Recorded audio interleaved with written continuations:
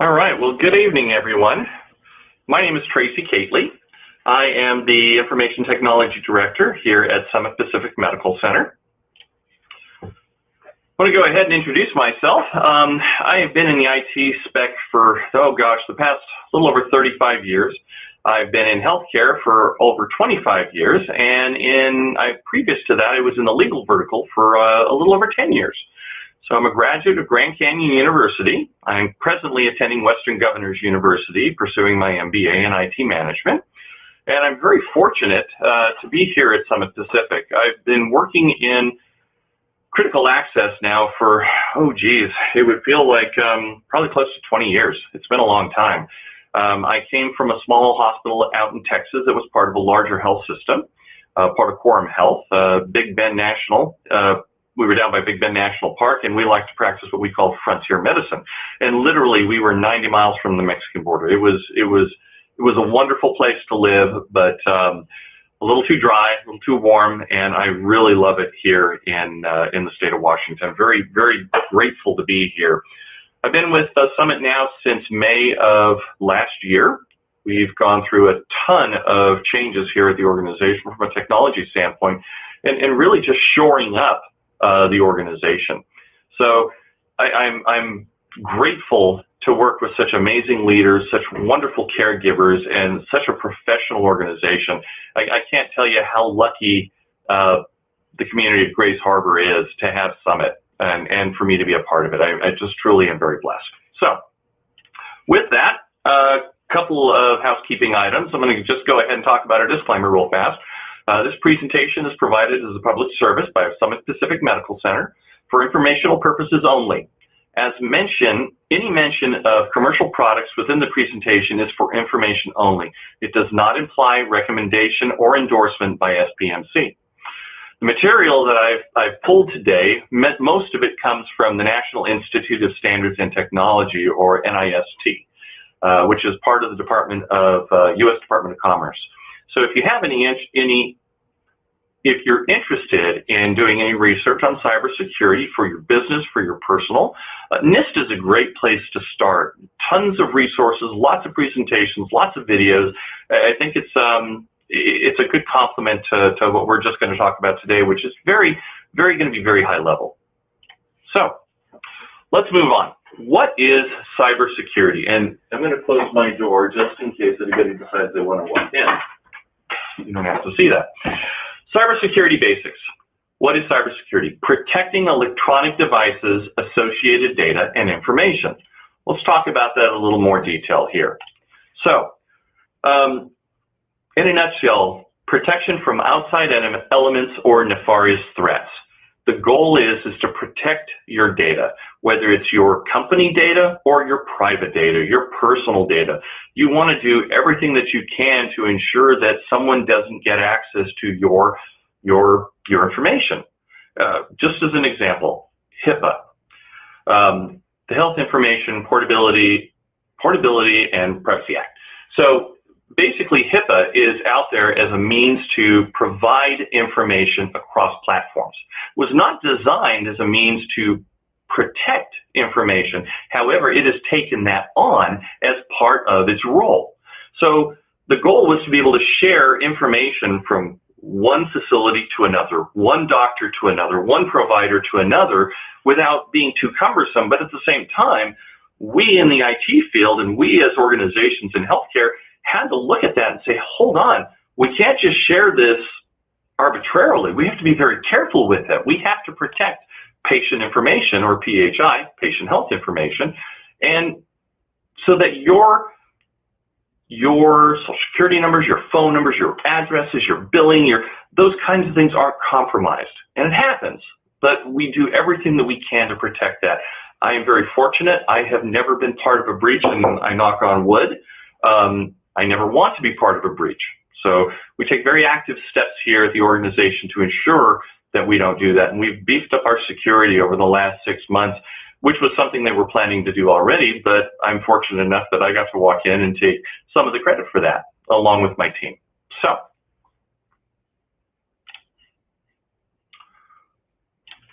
let's talk about the complexity of the systems and technology today. So we all have, and I'm just going to speak from the personal perspective. We all work with computers, whether it's our phone, laptop, tablet, computer, thin client, you name it. We all are working with some level of computers. Most of our TVs these days, these smart TVs, are nothing more than just a large computer system. So we have to be very careful with these things, because there are organizations, there are individuals out there that are just doing everything they can to try and hack into that stuff and gain access to personal information. Well, how do they do that? They're using our email, they're using our mobile devices, they're using social media, online banking. They're looking for all of those little ways to get in. I pay my bills right here on my phone. I do most of my banking from my phone. Now, I do it on my computer as well, but a lot of what I do, I can do right here. It's crazy. And when you think about it, for roughly $1,000 of what a new smartphone will cost you, you know, it better do something pretty spectacular. These aren't the phones from the 90s that were just a simple flip phone that allowed you to maybe do some basic texting and make some phone calls at very high rates. It's changed. The whole environment has changed in the last 30 years. It's incredible. So how do we protect ourselves? Well, first of all, we have to understand what are the threats.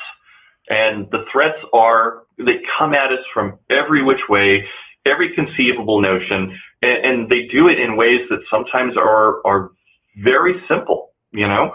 Phishing attacks is an example. This is a means of attacking through an email.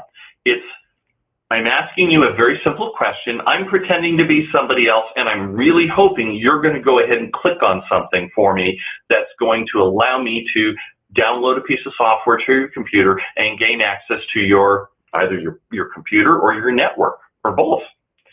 Ransomware is another product that is used, typically by nation states, not always, where they will literally embed a piece of software into your computer, and then upon a certain time, it'll activate and it will completely lock up your computer. It'll encrypt it in a way that it is completely unhackable.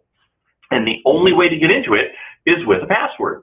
And if you don't have that password, you basically have a boat anchor. You know, your computer is useless. But in order to get that password, they typically want you to pay for it. And that can mean thousands and thousands of dollars. And I'll talk about some examples of that here in just a few minutes. Hacking is another means of organizations or individuals that will try and hack into, and I'll use personal networks as an example. So many of us have routers at home. We have a very simple Wi-Fi. So one of the things you want to do is you want to make sure that your Wi-Fi at home has a complex password. It has an uppercase, a lowercase, a number, and a special character, preferably more than 10 characters long if you can do it. And don't make it something simple. Make it something hard, you know, because there will literally, people can drive by your home and try to hack in through your Wi-Fi. And once they're in, they're in. Then they've gotten in no matter what, and they don't have to actually sit there in front of your driveway to do it anymore. They can go home, and now they have access to your entire network. Imposter scams. These are where you have individuals pretending to be someone they're not. And sometimes, most of the time, those come through a phone call. Hi, I'm Mr. Johnson. I'm with the IRS. We found that you owe us $75,000, but we'll go ahead and let you settle that up for $7,500. But we want you to pay that with a prepaid credit card, and we need to have you give that information to us, you know, in the next 24 hours. So that sense of urgency, that push on the individual to force them to think, oh my gosh, this is an emergency, when realistically it's not. Social media hacks. I don't know how many of you have ever had your Facebook account hacked. And it's not really a hack. it sort of is, but it isn't. But all they're doing is they're taking your profile information, your pictures, and creating another account and then pretending to be you so that they can get all of your friends to think that you're you and start giving up information about you as an individual. And then they start gaining information about them. So these are just attempts at trying to gather information. Environmental events.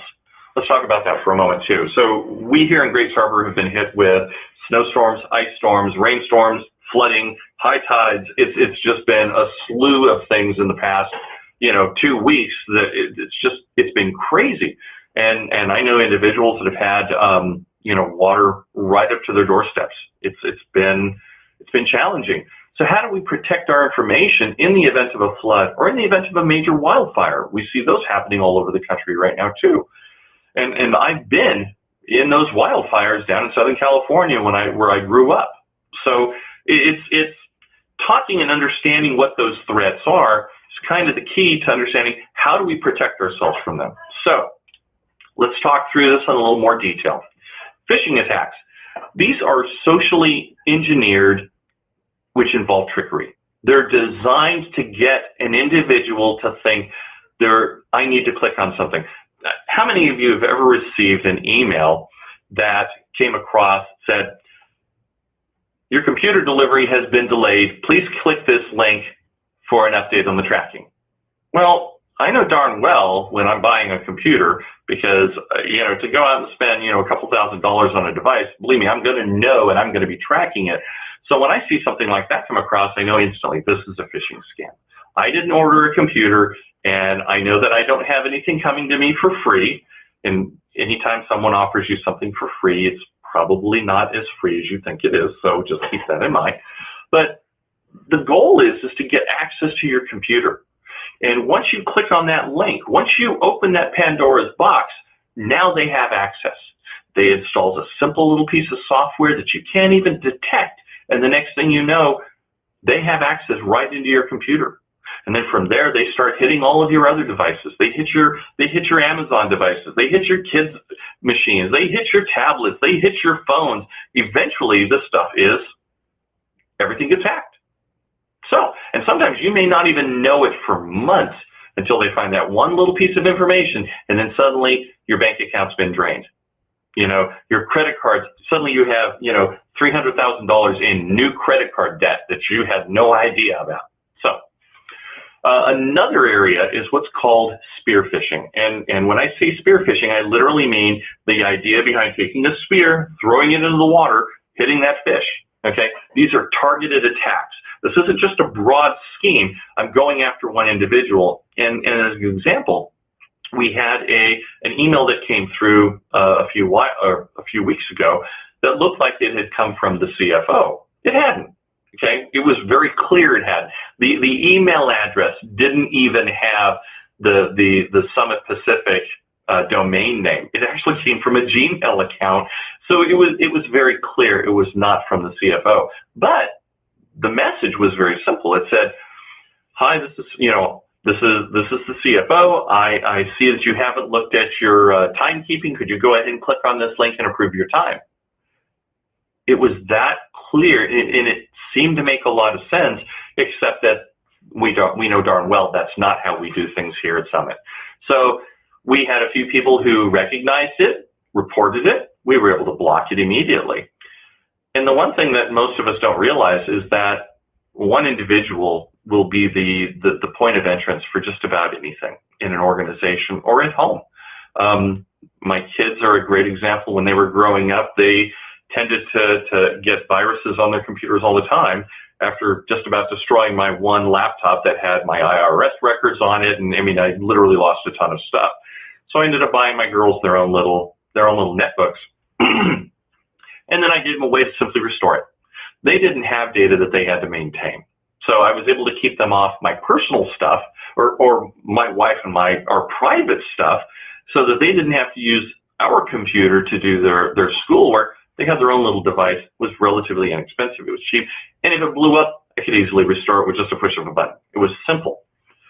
One of the other things I wanted to talk about here as well was smishing, and I know smishing doesn't sound like it's legit, but it is. So SMS is a form of text messaging. It's what we all use. Okay, our text message is what's called an SMS message.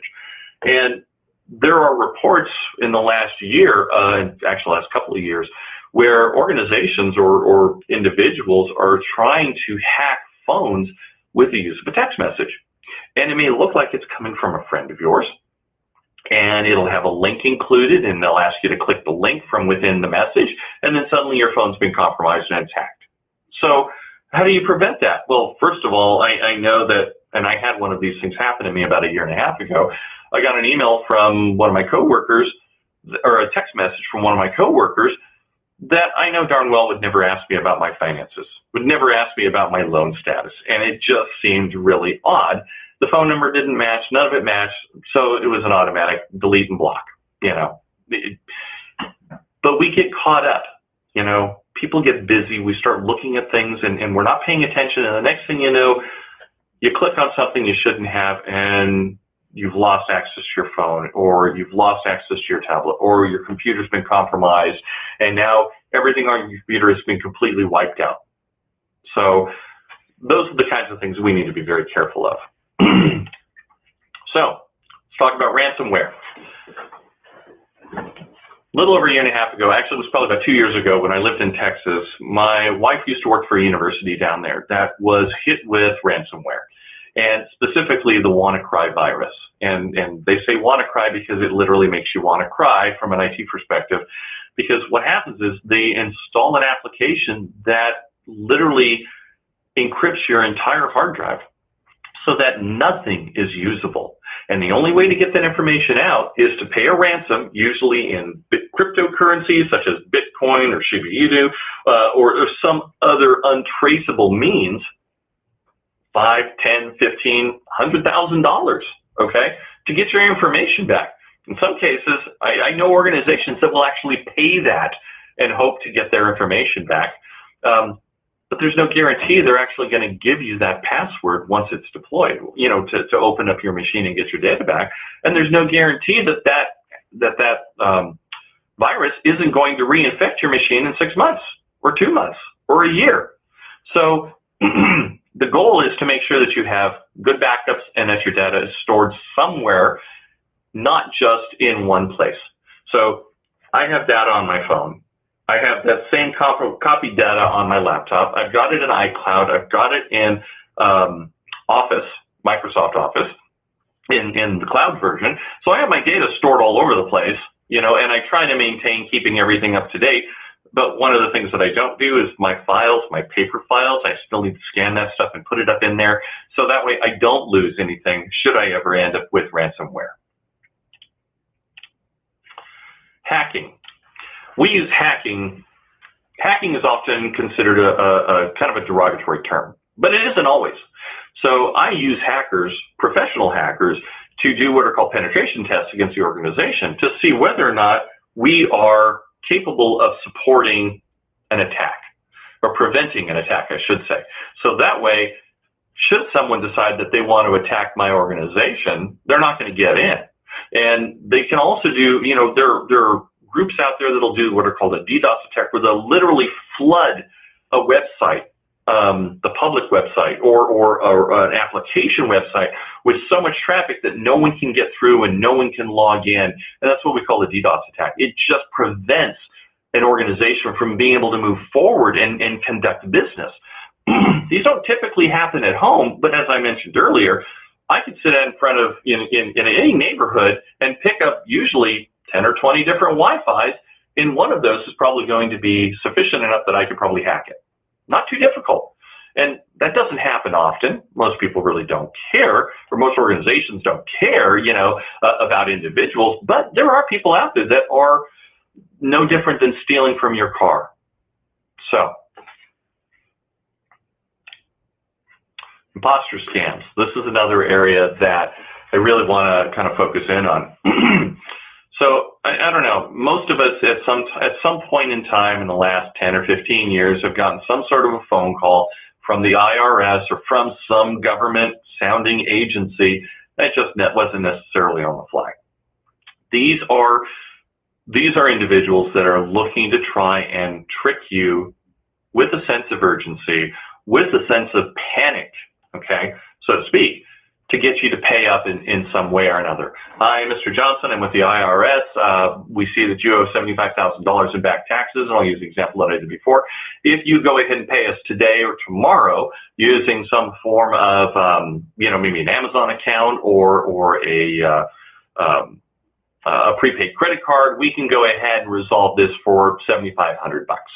But I need you to do it today. Otherwise, we're going to go ahead and move forward, and we'll go ahead and impound your, we'll put a lien on your home, we'll put a lien on your cars, we'll put a lien on your bank accounts. You won't be able to do much, and we're going to ruin your life for the next, 90 years.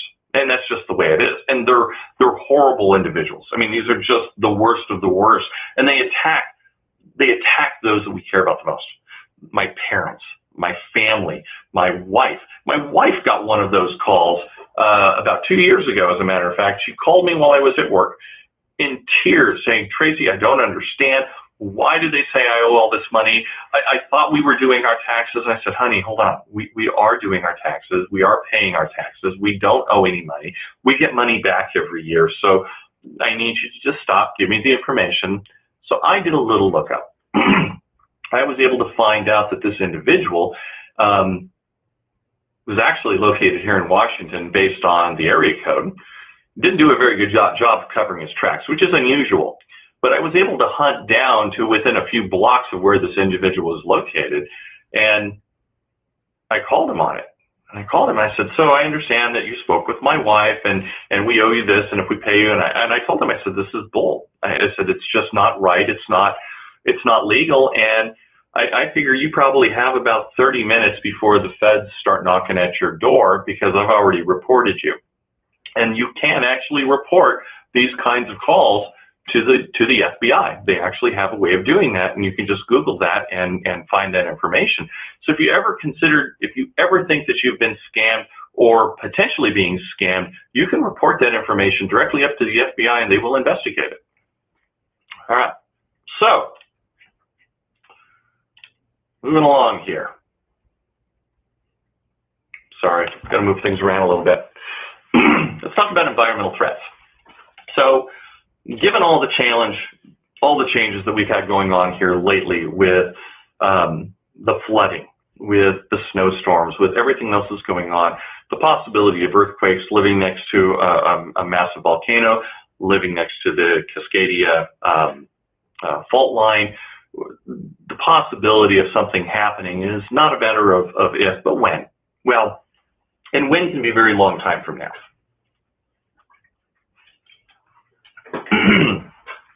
However, we as individuals, maintaining so much data these days, we need to make sure that we're keeping that information safe. And this is what I talked about earlier. Taking that information, digitizing it, storing it in a PDF, putting it up in the cloud somewhere so that you can access it should we have a major earthquake. Because if we have a big earthquake, how are we going to get to our stuff? Our phones will probably be down, internet will probably be down, but at some point, if my house burns up and I lose all of my paper files, what do I do then? How do I reach out to the insurance companies? I'm not even sure which insurance company handled what. At least at some point, the internet will come back up and I will get access to that information. Because companies like Microsoft and Google and Apple, they're not just storing the data here. That data is stored all over the globe, literally. You'll have that same pieces of information in so many different places that it's almost impossible to lose. Hacking happens. Those organizations do get hacked. It doesn't happen as often or as frequent, okay? And the chances of you losing your data are really, really slim because these organizations are also doing regular backups. They maintain that data just like we do here at Summit. We back up our information every single day. And in some cases, we're backing data up every 6 minutes. So I have that material. I have patient records that I can flip on a fly. I could literally restore to a specific point. But we as individuals, we don't always think that way. And I'm just as much to blame. I have about half of my stuff digitized, and the other half is sitting in a filing cabinet in my office at home that I really need to go home and put this stuff to to some form of electronic format and get it off and get it into the cloud. So that way I have it out there. But we just want to make sure that we're covering ourselves and that, you know, we have backup of our information. So that way, in the event, you know, something is compromised, we have access to that information directly. Because I don't know if anybody's ever had to deal with an insurance company. They can be great during a time of a major disaster, but eventually they still want detail. So, okay. So let's talk for a minute. What's the motivation behind cyber attacks? Well, sometimes it's just organized crime. They're just looking for money. They're looking for some way to con you out of your life savings. And I know people who I worked with an individual who her father gave up his entire life savings, almost $300,000, and never saw a dime of anything, thinking he was going to make millions, and it just didn't happen. All he did was he just lost everything that he had. It was really sad, and there was little that could be done about it. Another motivation is anger, dissatisfaction, revenge. Revenge is a big one. I had an individual who worked for me at one point who tried his ways to hack into my systems, and he did a couple of times, and we knew he would, but we had to let him go because of some of just because. And as a result, he tried to hack his way back in. We were ready for him, but those things happen. There are also organizations out there, hacktivists, we call them. They're looking to find a way to disrupt power supplies. They're looking for ways to find any means to throw chaos into the mix for political influence, racism, destruction, any kind of disruption to services. And while these don't necessarily are directed towards us as individuals, you know, if they go after the power supply, if they go after the PUD and someone decides to take that down, that can affect all of us here in Grace Harbor. There's another thing called script kiddies, and these are literally children who are testing their hacking skills. They're testing their abilities to compromise systems. And it's just nuisance, but these nuisances can create big problems. So while most of the time they're not after any one individual, they're going after companies to see what they can do. You know, they can go after individuals to try and show off to their friends. Hey, look, I can hack into, I can hack into Mr. Jones' house over here, and I can, we can start watching TV on his Netflix account. They do this just for fun and excitement, but it still is one of those things that we need to be mindful of. Competitive advantage. This is another one. Organizations. This is where hacking becomes similar to espionage. Okay, and it's business espionage. They're looking at ways of either crippling a company or gaining secrets. And pharmaceutical companies, aerospace industry, you name it. Okay, even right down to the Microsofts and Apples of the world. They're constantly being attacked in some form or another. And then, of course, there's finally the nation state. Organizations like North Korea or these third world countries that are just trying to find ways to cripple one country or another, whether it's economically, whether it's through power supply, water supply, you name it, it's some form of terrorist act. And while it may not be what we saw on 9/11, it can be just as damaging. And this is why NIST and the United States and organizations like Summit, we're doing all that we can to protect what we have, because it is so important. Your medical record, your patient information, it's all vital. And we want to protect that for ourselves and for you. So again, just to kind of review, methods of attack: phishing through email, smishing through texting, phone calls from the IRS or other agencies. Instant messenger is another one too. I can't tell you, I get instant messages on Facebook from people that's like, wait a minute, how do I know you? And that's one of the questions that I'll ask. I had someone text me the other day, and I asked, I said, how do I know you?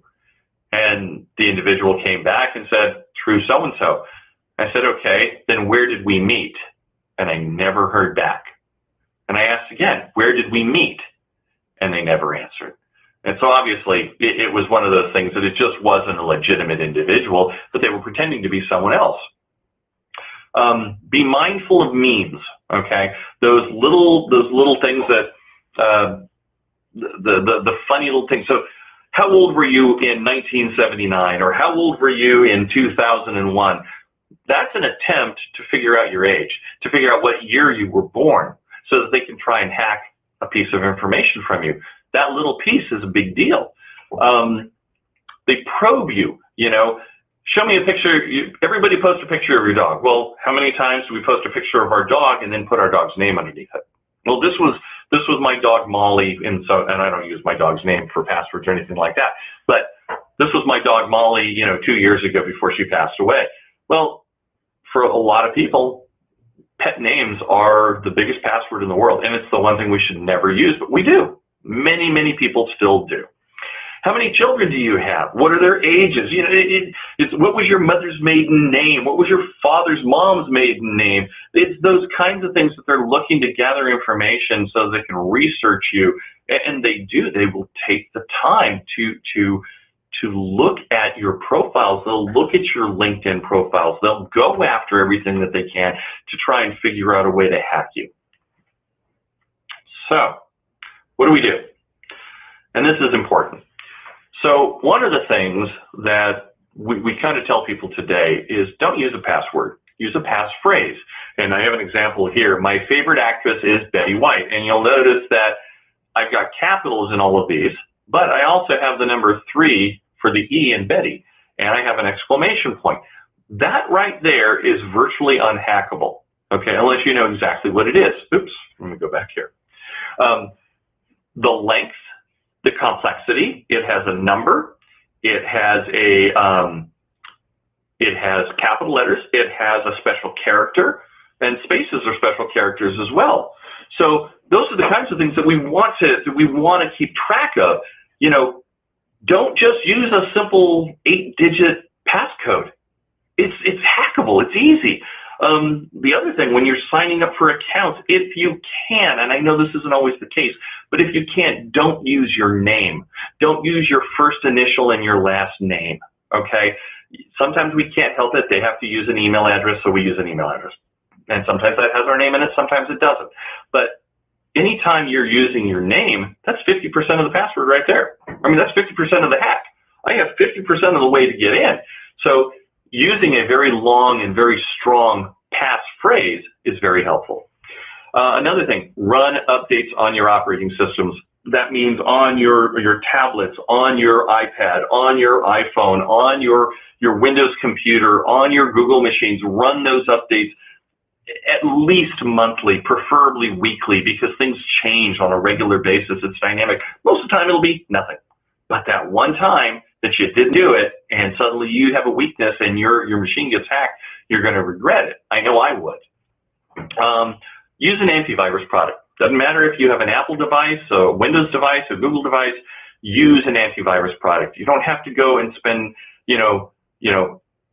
$150 a year on a product, but, use something that's going to protect you, even if it's just at some level, whether it's Norton, McAfee, Total AV, and again, it doesn't matter what product. You can go out and do a search on Google or Windows and find a ton of different antivirus products. Some are very inexpensive, some aren't. Again, updates. Keep those updates active. Keep the antivirus products active on your computers. Don't let them expire. And if you think that my iPhone isn't hackable, think again. I watched a professional hacker pull up an individual's iPhone up on the big screen at a presentation.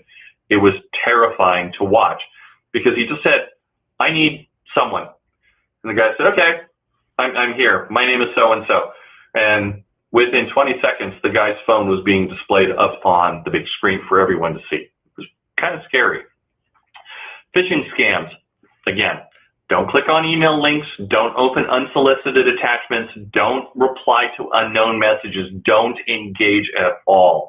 I've had individuals who just refused for whatever reason. They just couldn't help themselves. And every time they get an email, they'd have to click the links in it. And it just, I literally had one computer that was compromised as a result of an individual who just could not understand. Don't click on everything you see. And when we do tests here at Summit, you know, we'll send out a test every once in a while. And I think one of the best tests I ever saw was we had sent out an email. It wasn't here, different organization. We sent out an email to everyone saying, you have a secret admirer. Click on the, you know, click here to see who your secret admirer was. And it was amazing. I had more leaders click that link to find out who their secret admirer was than I did staff. And it was funny because I had a lot of leaders and a lot of individuals coming to me going, I think I messed up. It's like, oh yeah, you messed up. You know, so it happens. And it's not, I don't want, it doesn't mean to be punitive. It's not. It's an educational component. We want to teach people how to do the right thing, and when we mess up, own up to it. You know, I made a mistake. How do I fix this? How do I keep it from happening next time? And again, one more: never, ever, ever share your password or your account information with anybody. Okay. I know that there are individuals out there who will share Netflix accounts. Well, it's not legal. It happens. They may share Hulu accounts. It's not legal, but it happens. The problem is that information, oftentimes that one password may be the entire password for your entire household. I don't know about you, but I tend not to use, I may have 3 or 4 different passwords that I use across my spectrum and then periodically change them. But most people don't do that. Most people have one password that they use for everything. Their banking, their bill pays, their TV, their streaming accounts, their Facebook accounts. Half the time, I don't even remember what my Facebook account password is because I never, you know, I don't change it often enough, and I probably should. But those are the kinds of things. Be protective of that information. It is the keys to the kingdom. It's no different than handing someone the keys to your car and saying, okay, I'm going to give you these. Don't take my car, please. So, to finish up here, let's talk about the everyday tips. Be mindful and careful of email attachments, web links, voice calls, and unknown numbers. If you get a text from somebody you don't know and they want you to click on a link, don't do it. Call them back, find out what's going on. If you get that sense of urgency from someone saying, if you don't pay this bill right now, we're going to, you know, we're going to shut down, we're going to impound your car, we're going to put a lien on your home. Just verify it, confirm it, and don't always believe what, if that sense of urgency is there, it's probably a trick. Don't combine personal accounts and business accounts. It's something that happens a lot.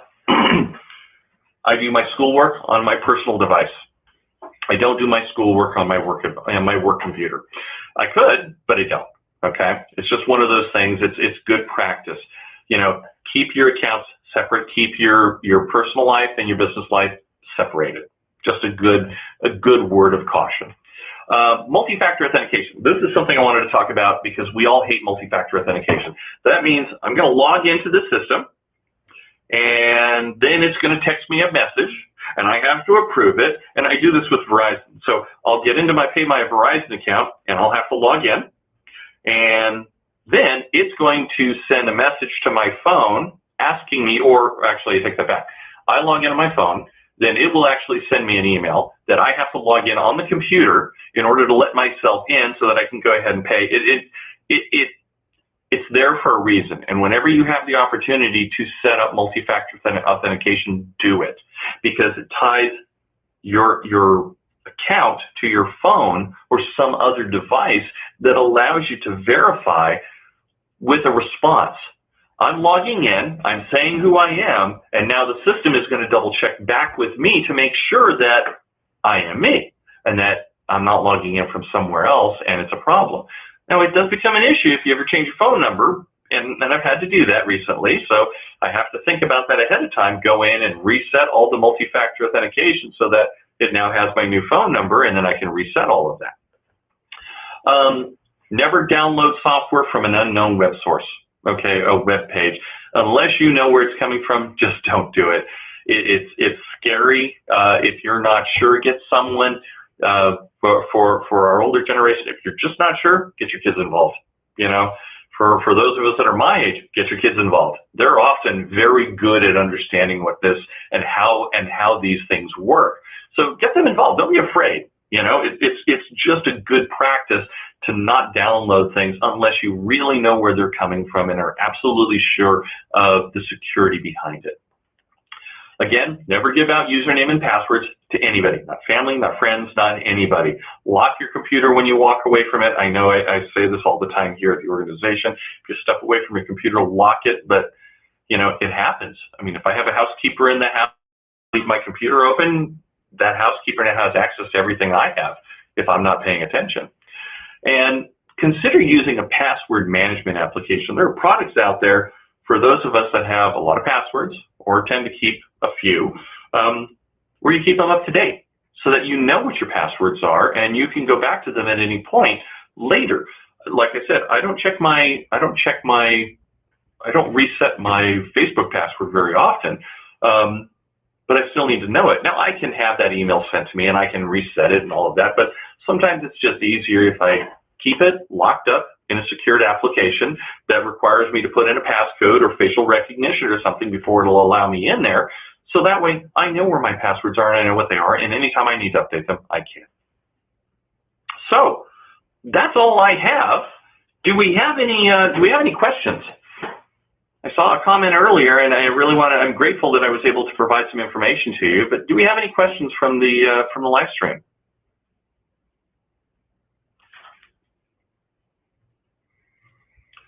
Well, with that, I hope that this information has been helpful. I really appreciate the opportunity, Summit has given me to be able to present this information. And it is very, very rudimentary. It's very simple and basic. At some point, I may consider doing something for the businesses in the community. But for now, I want to wish you all well. Stay safe out there. Stay warm. Stay dry. I know it's been a little crazy lately, but thank you all again. And we really here at Summit are very grateful for our community.